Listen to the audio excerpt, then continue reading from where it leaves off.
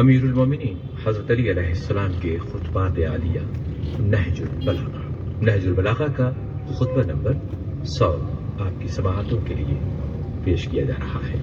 امیر المومنین حضرت علی علیہ السلام اپنے اس خطبے میں ارشاد فرماتے ہیں، وہ ایسا دن ہوگا کہ اللہ حساب کی چھان بین اور عملوں کی جزا کے لیے سب اگلے پچھلوں کو جمع کرے گا۔ وہ خضوع کی حالت میں اس کے سامنے کھڑے ہوں گے، پسینہ منہ تک پہنچ کر ان کے منہ میں لگام ڈال دے گا، زمین ان لوگوں سمیت لرزتی تھرتھراتی ہوگی۔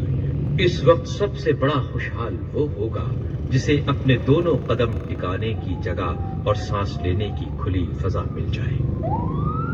اسی خطبے کا ایک جز یہ ہے، حضرت علی اپنے اس خطبے میں ارشاد فرماتے ہیں، وہ ایسے فتنے ہوں گے جیسے اندھیری رات کے ٹکڑے، ان کے مقابلے کے لیے گھوڑوں کے پیر جم نہ سکیں گے اور نہ ان کے جھنڈے پلٹائے جا سکیں گے۔ وہ تمہارے پاس اس طرح آئیں گے کہ ان کی لگامیں چڑھی ہوئی ہوں گی اور ان پر پالان کسے ہوں گے۔ ان کا پیشرو انہیں تیزی سے ہکائے گا اور سوار ہونے والا انہیں ہلکان کر دے گا۔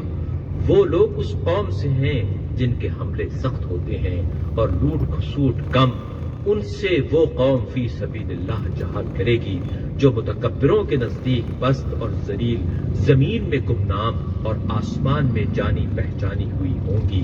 اے بصرہ، تیری حالت پر افسوس ہے کہ جب تجھ پر اللہ کے عذاب کے لشکر ٹوٹ پڑیں گے جس پہ نہ غبار اڑے گا اور نہ شور و غوغا ہوگا، اور تیرے بسنے والے قتل اور سخت بھوک میں مبتلا ہوں گے۔